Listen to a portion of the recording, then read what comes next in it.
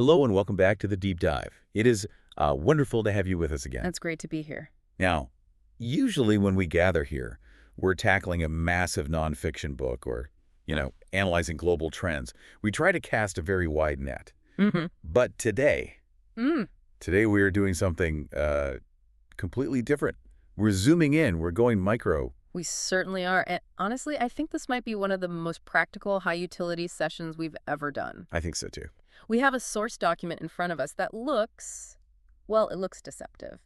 It's titled simply Vocab Set 106. It sounds a bit clinical, doesn't it? It does, like a robot filed it away in a dusty cabinet. Exactly. But when you actually look at the list, it's this beautifully curated collection of exactly 30 distinct lines. It's packed with idioms, phrasal verbs, and all those specific expressions that, native English speakers use every single day. Right, and that's the trick, isn't it? Native speakers rarely stop to explain why they're using them or what the real nuance is. They just... Precisely.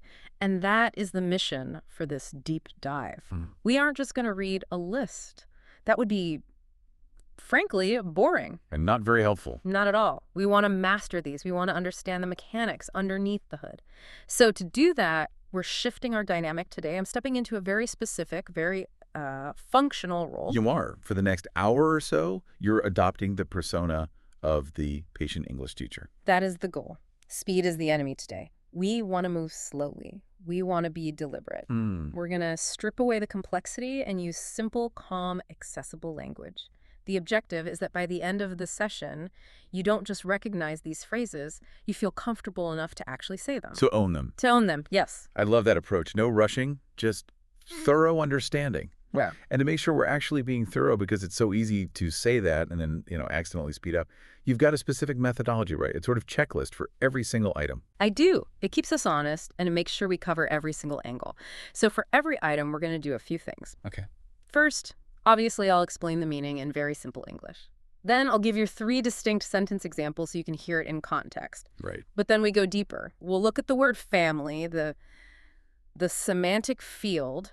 Basically, where does this word live in the brain? Okay, I like that. Then we'll cover synonyms, prepositions, which are always the trickiest part of English, right? Always. Common collocations, and finally, the opposite or the negative meaning. That is a rigorous checklist. It sounds like we're really going to get into the nuts and bolts of the language. That's the plan. So I'm going to signal a shift here. We are officially moving into lesson mode. I'll cut back on the usual banter so we can focus entirely on the content. We have a long, detailed session ahead of us. Are you ready to start with line 1? I am ready. Let's begin. All right. Line number 1. We're starting with a trio of phrases that all seem to revolve around the concept of time. We have one day, in no time, and from time to time. That's a great place to start. You're right. They are all in the semantic field of time and frequency, but they describe very different emotional relationships with time. Okay. Let's start with one day. This refers to a vague time in the future. It's not a scheduled date. You don't put one day on your calendar. But it's not next Tuesday. Exactly. It's more about a hope, a dream, or a prediction. It implies that something will happen eventually, but we just don't know when. It's aspirational. Okay. Now, you contrast that with the second phrase, in no time. This is all about speed. It means something happens very quickly, almost surprisingly fast. So the opposite of vague. Very much the opposite. If you do something in no time, you finish it much, much sooner than expected. And the third one, from time to time, this describes frequency. It just means occasionally. Not every day, not never, but sometimes. It suggests a kind of rhythm or a habit. Okay, let's hear these in action to really cement the difference. Can you give us some examples? Certainly. So here's one for one day. I hope that one day I will travel to Japan. A future hope. Exactly. You hear that. It might be next year, it might be in 10 years. It's a dream. Right. Okay, now one for in no time. The ambulance arrived in no time. That emphasizes the speed. The relief. Precisely. The shock of how fast it was. The relief that the wait was short. And finally, from time to time, we still see each other for coffee from time to time. So occasionally, not a fixed schedule. Maybe once a month, maybe less. It implies a casual regularity. Okay, looking at the mechanics here. We established the semantic field is time.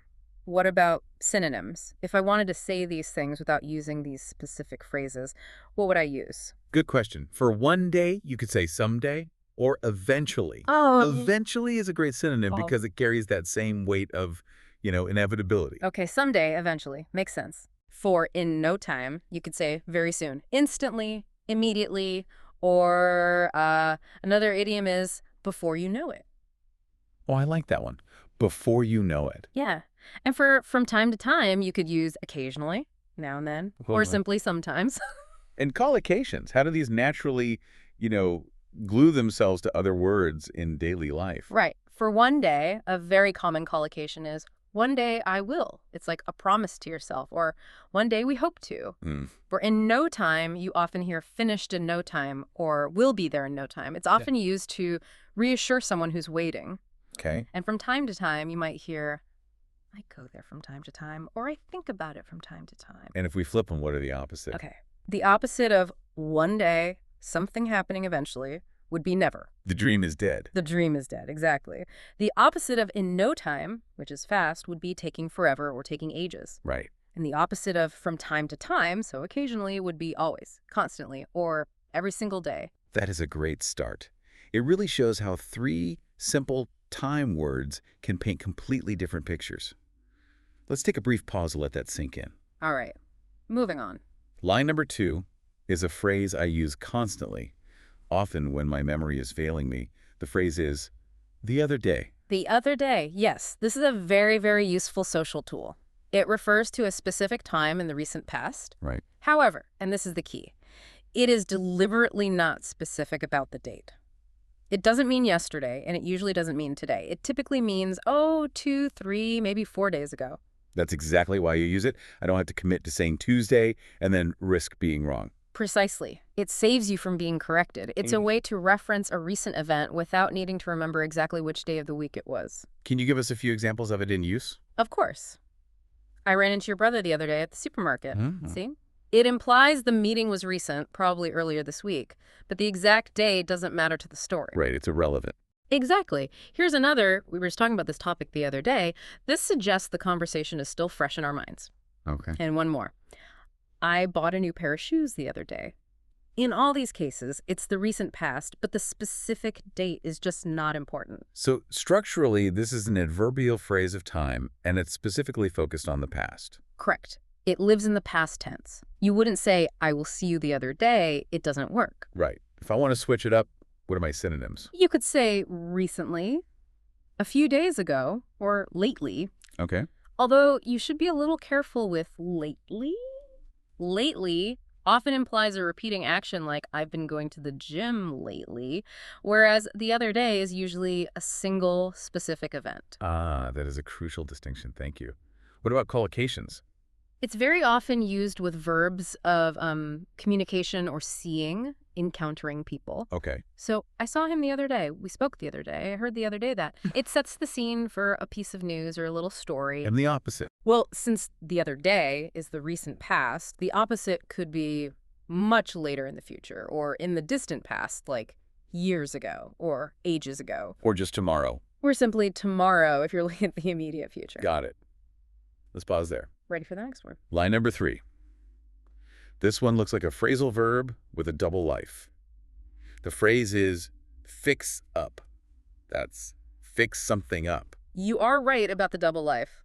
This phrasal verb, fix up, has 2 main meanings that are quite different. So context is, well, it's everything here. Okay, what are they? Meaning one is physical, to repair, renovate, or improve the appearance of something, like a building, a car, even an outfit. Right, bricks and mortar. Bricks and mortar. And meaning 2 is social or logistical, to arrange or organize a meeting, an event, or an appointment. So it can be a house or it can be a calendar invite. Exactly. Let's hear the examples to make it super clear. Here's one for renovating. They bought an old house and planned to fix it up. Okay, so they're repairing it, painting. All of it. Now, here is an example for arranging. Can we fix up a time to meet next week? Okay, scheduling. Right. It just means to schedule or find a slot in the diary. And one more, back to repair. I need to fix up my bike before the race. This implies maintenance, getting it ready. The word family here is phrasal verbs, and they're all about action or change. Yes. And the particle That little word that gives it the unique meaning is up. Fix just means to repair, but fix up implies a more complete renovation or a finalized arrangement. Up adds that sense of completion. That's a great tip. Synonyms. Okay, for the renovation meaning, you can use repair, renovate, refurbish, or decorate. For the organizing meaning, you can use arrange, organize, schedule, or set up. And how do we usually hear it in collocations? You'll often hear fix up the house, fix up a meeting, fix up a date. That's a classic one, meaning to arrange a romantic meeting for someone else. Right. Like fix up the car. And opposites. Well, if you aren't fixing something up by repairing it, you might be breaking it, damaging it, neglecting it, or even demolishing it. Okay. And if you aren't fixing up a meeting, so arranging it, you'd be canceling it or calling it off. Clear. Let's take a break before the next one. Moving on. Line number 4. This one feels like a social minefield. Keeps me waiting. Being kept waiting. Ah, yes. This really explores the active and the passive side of a social situation involving time and politeness. Or rudeness. Or rudeness, quite often. So, keep someone waiting is the active form. It means you are the cause of the delay. You are late, and you're forcing another person to stay in one place until you arrive. Not a good look. Generally considered rude, yes. Then, being kept waiting is the passive form. This describes the experience of the person who is waiting, and it usually implies annoyance, frustration, or inconvenience. It definitely does. Nobody likes that feeling. Can we hear some examples? Let's look at them. Example 1, the active form. I'm so sorry to keep you waiting. The traffic was terrible. The classic apology. It is. You're acknowledging the inconvenience you caused. Now, the passive form. I hate being kept waiting when I have an appointment. Right. That's the frustration of the victim, so to speak. Exactly. And one more active one, as an instruction. Please don't keep the guests waiting for dinner. It's an instruction to be punctual. So this falls under verb phrases related to time and social etiquette. Correct. It's all about how we value other people's time. What about synonyms? For keeping someone waiting, you could say. Delay someone, hold someone up, which we'll actually see later, or make someone stay. And collocations. What are the common phrases? The most common one is definitely the apology. Sorry to keep you waiting. Or the complaint. He kept me waiting for an hour. Or expressing the feeling, I resent being kept waiting. And the opposite behavior, the good behavior. The opposite is to be on time, be punctual, or attend immediately. If you're punctual, you never keep anyone waiting. A good rule to live by. Let's pause. Next line. Line number 5. Turn up. Turn up. Another phrasal verb. Now, you might know turn up as in, increasing the volume, like turn up the radio. Right. But in this context, we're focusing on movement and occurrence. Here, turn up means to arrive or to appear, but it has a nuance. Okay. It often implies that the arrival was unexpected or maybe easier than you thought, or simply that someone finally appeared after a delay. It feels a bit more casual than just arrive. So it's about showing up, sometimes when you aren't expected to. Or when people weren't sure if you would. Let's try some examples.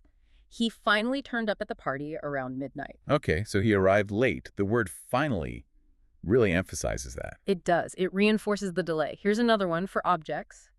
Don't worry about your lost keys. They'll turn up eventually. Ah, so they'll appear. They'll be found. Exactly. We use this a lot for lost objects. And one more. I didn't expect him to come, but he turned up right at the start. Here, it emphasizes the surprise. Okay, so the word family is phrasal verbs of movement or occurrence. The particle is up. That's right. And synonyms would include arrive, appear, show up, or surface. Surface is a really good one for lost items, too. How is it used in collocations? You might hear turn up late, turn up unannounced, or a great one is turn up out of the blue. That means completely unexpectedly. And just as a question, did he turn up? Very common. And the opposite? The opposite of arriving or appearing is to leave, depart, disappear, vanish, or to miss something, as in missing an event. Okay. Brief pause. Ready? Line 6. Hold someone up. That's hold someone up. This connects back slightly to keeping someone waiting, but hold someone up specifically means to delay their progress or to obstruct them. So it's more like a blockage. That's a great way to put it. It feels a bit more like a blockage. It can be physical, like traffic preventing your movement, or social, like a conversation that goes on too long. It means you're stopping someone from doing what they need to do. Right. It implies an impediment. Let's hear the examples. Okay, I don't want to hold you up if you're in a rush. That's a polite way of saying, I'll stop talking so you can leave. Exactly. Here's another. The construction work held us up for 20 minutes. This describes an external cause of delay. Right. And a very common excuse. Sorry, I'm late. I got held up at the office. The implication being it wasn't your fault. The work held you. Precisely. It shifts the blame. This is a phrasal verb regarding time and obstruction. The preposition is up again. Yes. And the synonyms are delay, detain, slow down, hinder, or an older word, retard. And collocations. Very common in apologies and questions. Sorry to hold you up. What held you up? Traffic held me up. And the polite one again. Don't let me hold you up. Opposites. The opposite would be to speed up, expedite, let pass, facilitate, or help along. Understood. Let's pause there. Moving to the next one. Line 7. Right at the last minute. This is an idiomatic expression that just screams drama. It describes something happening at the very latest possible time before a deadline, an event, or a conclusion. Living dangerously. Living dangerously, or just barely making it. It implies urgency, often a lack of planning, or perhaps some high stakes. Can you give us a few examples? Sure. He submitted his application right at the last minute.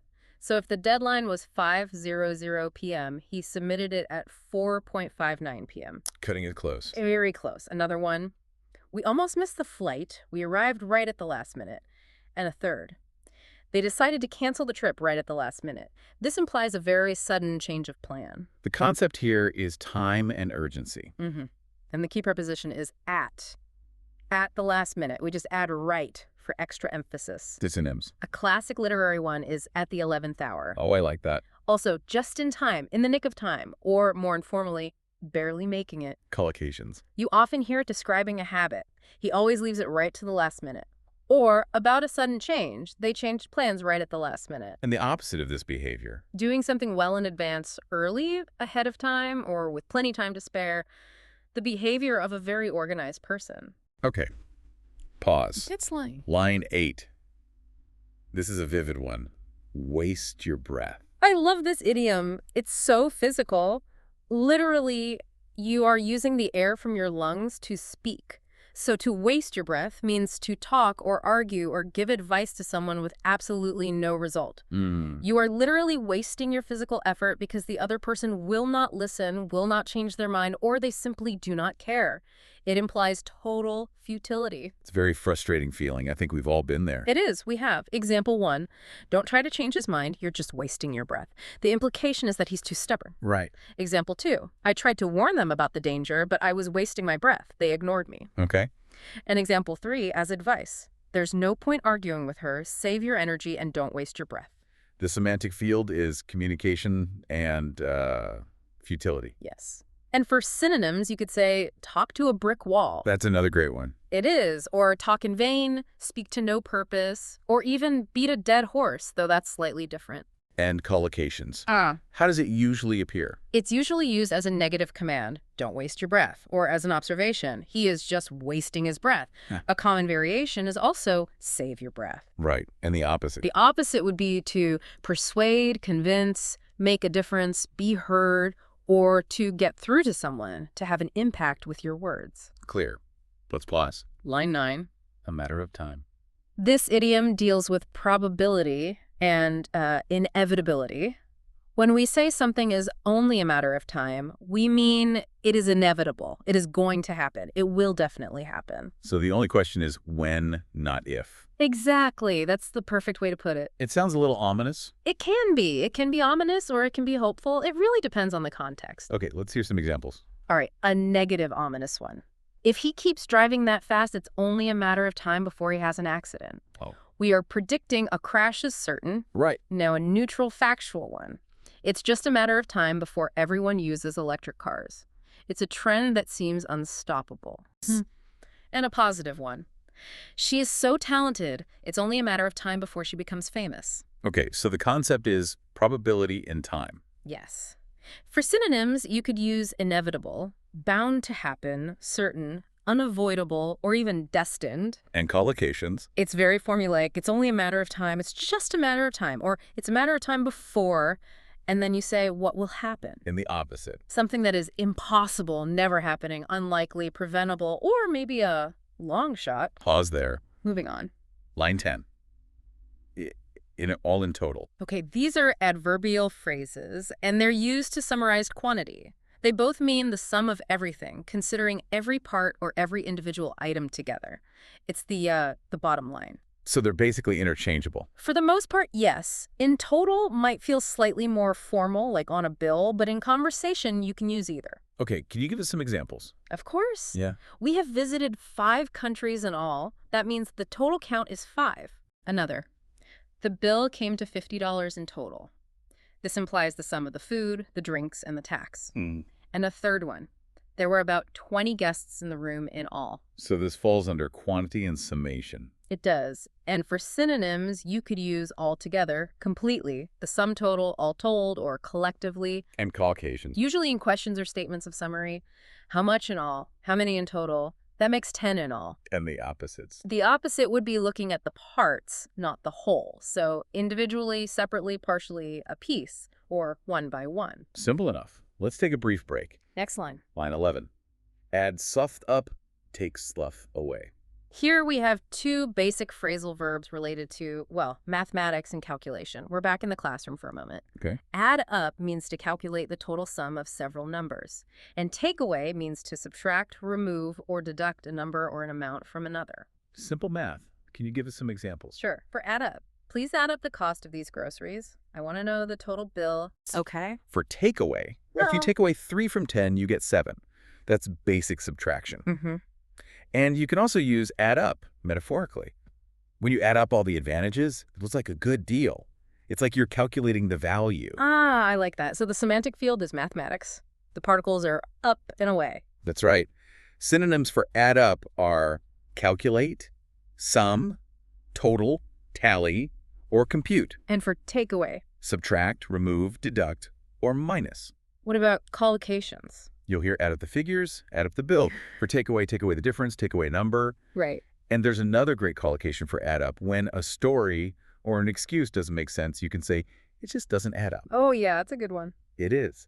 And for opposites, the opposite of add up, which is joining things, would be divide or separate. And take away? The opposite of taking something away or removing it is to add, include, or give. Let's pause.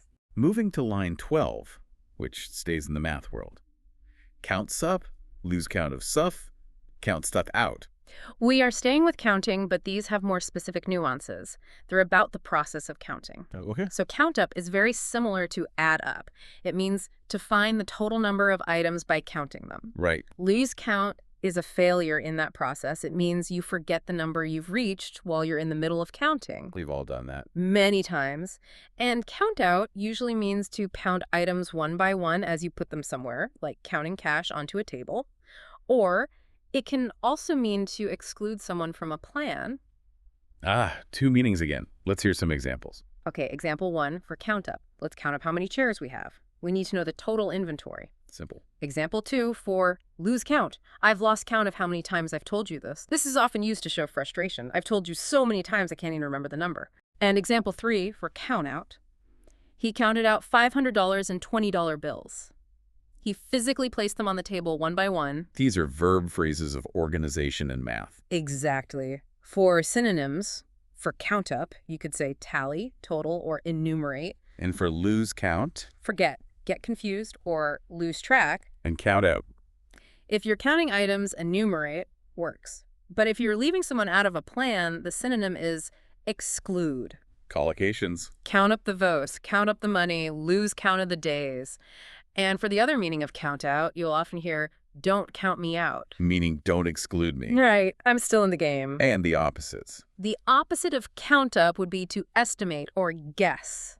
The opposite of lose count is to keep track. And to count out or exclude. The opposite is to include or count in. Brief pause. Ready? Line 13. At the very most. At the very least. These phrases are used to set limits or boundaries on an estimation. It's all about managing expectations. So, at the most, or you can add emphasis with at the very most, indicates the maximum possible amount. It means not more than this. It's the ceiling. Okay, price ceiling. Exactly. And at the least, or at the very least, indicates the minimum possible amount. It means not less than this. That's the floor. This is crucial for budgeting or planning. Or time management, absolutely. Let's hear some examples. For at most, the repair will cost $100 at the most. So it might be less, but it won't be more. That's the promise, yes. Now for at least, you should drink at least 8 glasses of water a day. 8 is the minimum requirement. And one more. It'll take at least an hour to get there, maybe more. Okay, the semantic field is quantity and estimation. Yes. For synonyms, for at most, you could say maximum, no more than, or informally, tops. And for at least? Minimum, no less than, or simply at minimal. Collocations. Cost at most, wait at least, stay for at least. And we often add very for emphasis, at the very most, or the very least. And the opposite. Well, they are opposites of each other. At most is the ceiling, at least is the floor. So they work as a pair. Pause there. Moving on. Line 14, roundabout. Roundabout. This acts as an adverb or preposition of approximation. It simply means approximately, roughly, or near a certain number or time. So you're not being precise? Not at all. It's a soft number. It gives you some flexibility. Let's hear some examples. Okay. I'll be there round about 6 o'clock. So maybe 5.55, maybe 6.05. Exactly. Another. The car cost round about $10,000. And one more. There were round about 50 people at the meeting. The concept is simply approximation. It is. And for synonyms, there are many. Approximately, roughly, round about, more or less, or in the neighborhood of. What about collocations? It's always followed by the thing you were estimating. Round about 6 o'clock, round about 10,000, happened round about 1990. And the opposite. The opposite is precision, so exactly, precisely, on the dot, specifically, or to the penny. Okay, pause. Next line, line 15. In my 20s, in my early 30s, in my late 40s. These are noun phrases we use to describe age ranges. We group ages by decades. And this is very, very common in English biography or just storytelling. Right. So in my 20s refers to the entire decade, from age 20 to 29. In my early 30s adds more detail. Early usually means the first part of the decade, roughly 30 to 33 or 34. And late 40s. That refers to the end of that decade, roughly 45 or 46 up to 49. It's useful for describing life stages without giving your exact age. It is. Let's do some examples. She got married when she was in her 20s, sometime in that decade. He started his own business in his early 30s, so probably 31 or 32. And they plan to retire in their late 60s, so just before they turn 70. The semantic field is age and time. Yeah. And the preposition is always in. Correct, always in. In his 20s, never on or at his 20s. Collocation. She is in her 20s, back in my 30s. A man in his late 40s. And opposites. There isn't really a direct opposite, just a different age group. The opposite of being in your 20s might be being in your teens or in your old age. Pause there. Ready? Line 16. Have second thoughts. This is a very common idiom about decision-making. To have second thoughts means you begin to doubt a decision that you have already made. So you're reconsidering. You're reconsidering, you're hesitating, you might be about to change your mind. It's that feeling of anxiety you get right after a big choice. The cold feet moment. Exactly. That's a perfect synonym for it, especially with marriage. Let's do some examples. I bought the car, but now I'm having second thoughts about the price. A bit of buyer's remorse. Yes. Another. She accepted the job offer, but then started having second thoughts. She isn't sure she wants it anymore. And one more as a warning. Don't have second thoughts now. We're already halfway there. Don't quit now. The concept is psychology and decision-making. That's right. And synonyms would be reconsider, hesitate, have doubts, rethink, or waver. In collocations. It's almost always having second thoughts about something. Right. The opposite collocation is without a second thought, which means you act instantly with no doubt at all. And the direct opposites of the phrase itself. To be certain, be resolute, be convinced, have no doubts, or simply to be sure. Clear. Let's pause. Moving forward. Line 17. Third time lucky. This is a cultural idiom, almost a proverb. It expresses the optimistic belief that after you fail at something twice, your third attempt will be the successful one. So it's about optimism in the face of failure. It is. It's used to encourage someone to try one more time. Okay, let's hear it in a few sentences. All right.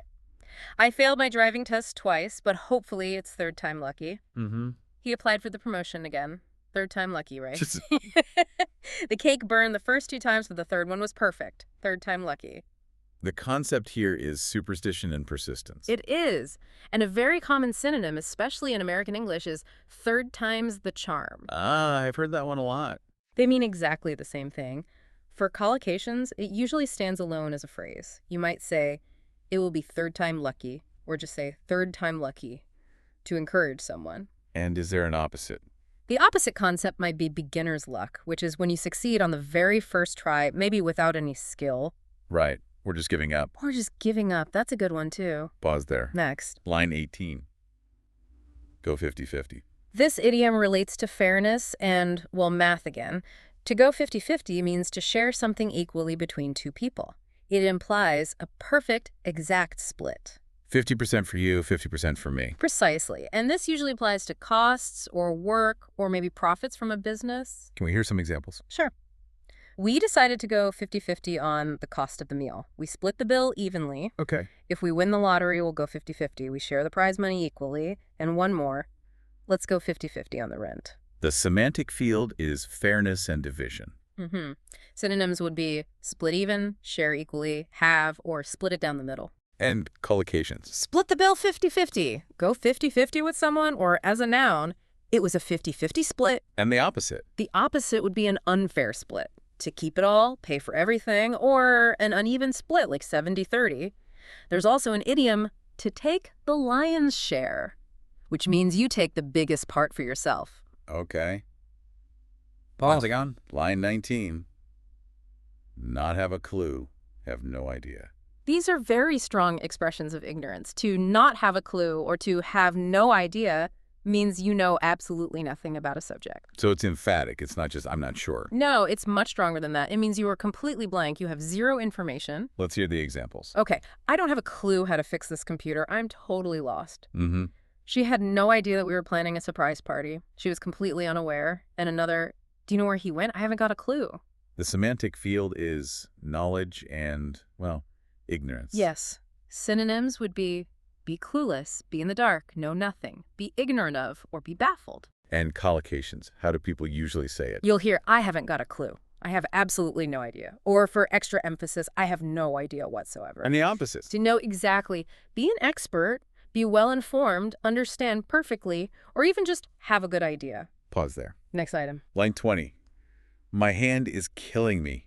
This is an idiom of pain, but specifically it uses hyperbole, which is exaggeration. Right. When you say a body part is killing you, you don't mean you are actually dying. You just mean it hurts very, very much. It's aching or throbbing, usually from overuse or fatigue. I say this about my feet after a long walk. That's a perfect example. So sentence 1. I've been writing all day and my hand is killing me. It's cramped and painful. Example 2, you're 1. My feet are killing me after walking around the city for hours. Example 3. My back is killing me. I need to sit down. This is a very common complaint for back pain. The concept is pain and feeling. It is. For synonyms, you could just say it directly. My hand hurts badly, I'm in pain, it's aching, or it's really sore. What about collocations? Can it be any body part? Almost any. It always follows the pattern. My body part is killing me. So my head is killing me for a terrible headache. You can even say, these shoes are killing me. Right. And the opposite? The opposite feeling would be, I feel fine, painless, comfortable, no pain, or I'm pain-free. Clear. Let's pause. February. Line 21. Sorts out. Sort something out is a very versatile phrasal verb. It has 2 main meanings. Okay. Meaning 1 is to organize something that is messy or chaotic, like your papers or your clothes. Right, to tidy up. And meaning 2 is to solve a problem, a disagreement, or a difficult situation, to find a solution. It sounds very useful. Yeah. And maybe a little British. It is very common in British English, but it's understood everywhere. But let's do some examples. For organizing. I need to sort out my paperwork this weekend. Okay, to file it and put it in order. Exactly, for solving a problem. There was a mistake with the booking, but we sorted it out. We fixed it. And for a relationship, they had a fight, but they're trying to sort it out. They're trying to resolve their conflict. The semantic field is order and resolution. The preposition is out. That's it. For synonyms related to organizing, you could say organize, arrange, tidy, or clear up. And for solving? Resolve, fix, remedy, handle, or iron out. Collocations. Sort out the mess, sort it out yourself, need to sort out a problem. Or a very common one is just get it sorted. And the opposite. The opposite of sorting something out would be to complicate it, mess it up, confuse it, disorganize it, or just ignore it. What's next? Line 22. Do the trick. This is a lovely little idiom. It's about utility and success. If something does the trick, it means it works. It solves the problem, or it achieves the desired result, often in a simple but effective way. So the solution. It's the simple, effective solution. Let's hear some examples. If the remote is broken, changing the batteries should do the trick. Okay, that should fix it. Yep. Another one, I have a headache. Usually a glass of water does the trick for me. It's the effective remedy. Right. And one more. Use this glue. It will do the trick. It's the right tool for the job. The concept is utility and solution. Synonyms would be work, succeed, solve the problem, be effective, or suffice. And collocations. It's often used with modal verbs like should, will, or ought. That should do the trick. This ought to do the trick. Or as a question, did it do the trick? And the opposite. The opposite is failure. So to fail, be useless, not work, have no effect, or be ineffective. Let's pause. Ready? Line 23. In such a hurry to do sleuth.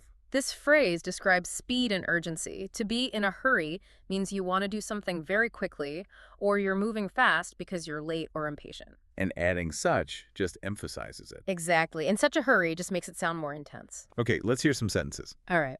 Why are you in such a hurry to leave? It's a question about someone's impatience. He was in a hurry to catch the bus, so he forgot his coat. He was moving too fast to think properly. Right. And in the negative, I'm not in a hurry, take your time. This is a way of telling someone to relax. The semantic field is speed and urgency. The prepositions are in and to. That's right. Synonyms are in a rush, pressed for time, hasty, rushing, or bustling. Collocations. In a hurry to get home, always in a hurry, such a big hurry, and the negative form is very common, no hurry. And the opposite. The opposite would be taking one's time, leisurely, slow, relaxed, or unhurried. Brief pause. Next. Line 24. Switch off. Switch off. This has a literal meaning and a metaphorical one. Okay. The literal meaning is to turn off a device, like a light or a machine, using a switch. Simple enough. The metaphorical meaning is to stop paying attention or to relax and stop thinking about work or problems. It means to disconnect mentally. I definitely need to do this on the weekends. We all do. Let's hear some examples. Literal first. Please switch off the lights when you leave. Turn them off. Okay. Now, about attention. The lecture was so boring that I just switched off. So you stopped listening and started daydreaming. Exactly. And about relaxation. It's hard to switch off after a stressful day at work. It's hard to relax my brain. The semantic field is technology and attention. The particle is off. Correct. For the literal meaning, synonyms are turn off, deactivate, or power down. And for the metaphorical one? Zone out, relax, unwind, disconnect, or tune out.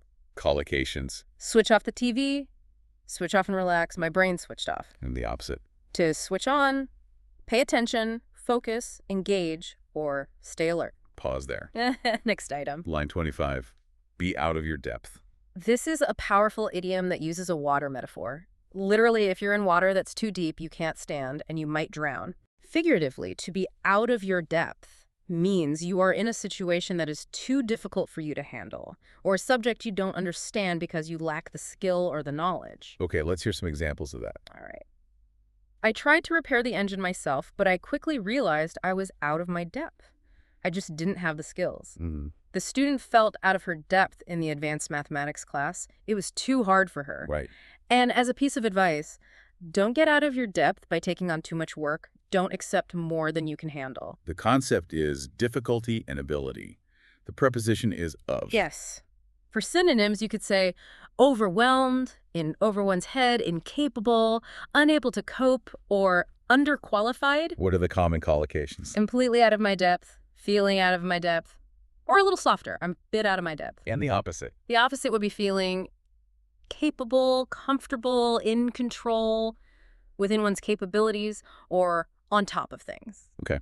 Pause. Moving forward. Line 26. One step at a time. This idiom is all about process and patience. It means doing something slowly, carefully, and in stages. You don't rush to the finish line.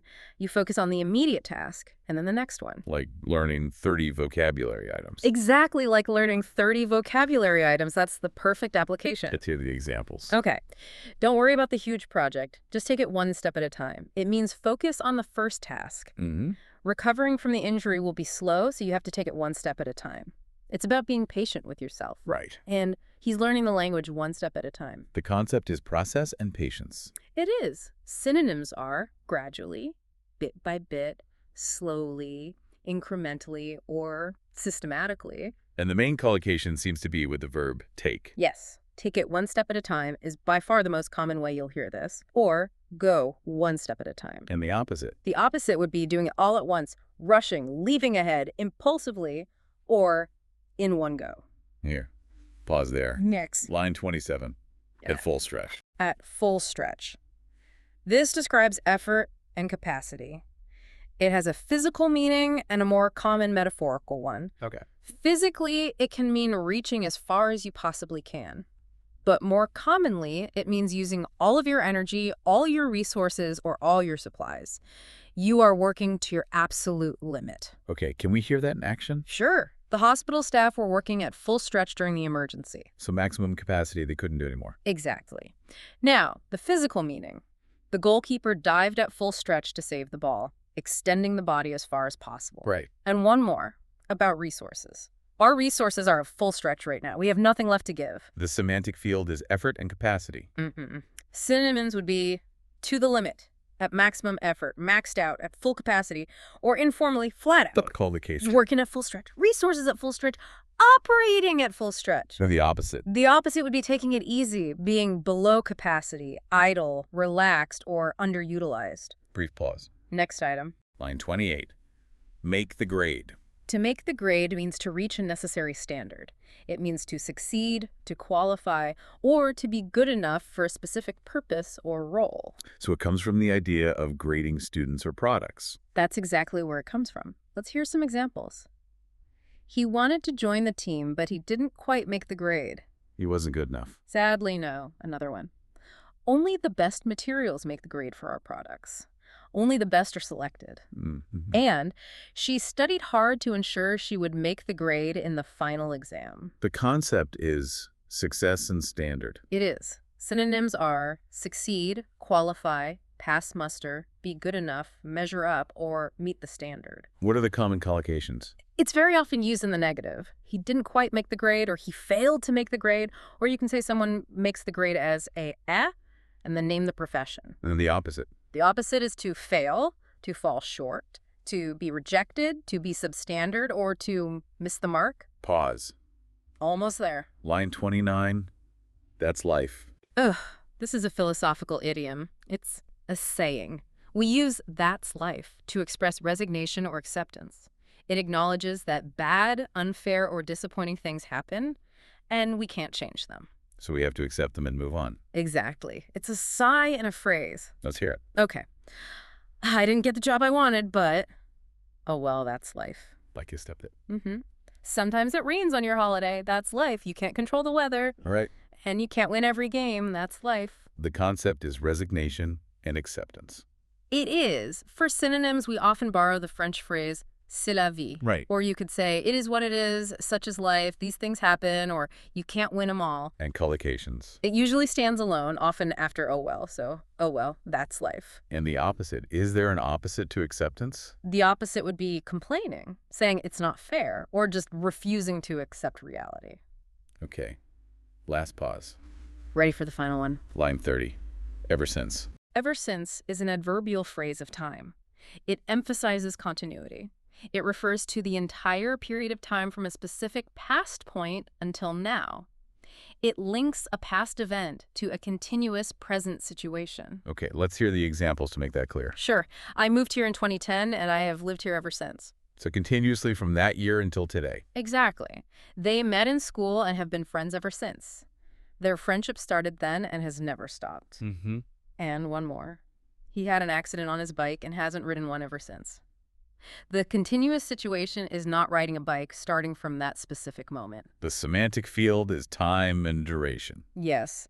Synonyms would be from that time on, continuously from since then, or from then on. And collocations. Ever since I was a child. Ever since then. And in fairy tales, they lived happily ever since. And the opposite. There isn't a perfect single word opposite, but the opposite idea would be never or just now, or referring to a single moment in time rather than a continuous duration.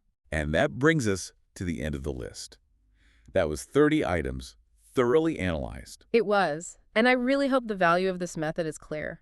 By taking it one step at a time, remember item 26. I do. We allow the brain to actually absorb the information rather than just hearing it and immediately forgetting it. Absolutely. I am curious to ask you, our listener, which of these phrases do you think you'll use one day? That was from item 1. Or was there a moment where you felt a little out of your depth? Those are great questions. Connecting the vocabulary to your own life is exactly what makes it stick. We want to leave you with a final thought to mull over. We covered 30 items in a lot of detail. So is it better to learn 30 words perfectly, knowing their families, their collocations, all their nuances? Or is it better to rush through a list of 100 words vaguely? Why does doing the trick, that was item 22, often require patience rather than speed? Something to think about. Thank you for joining us on this deep dive. We will see you next time.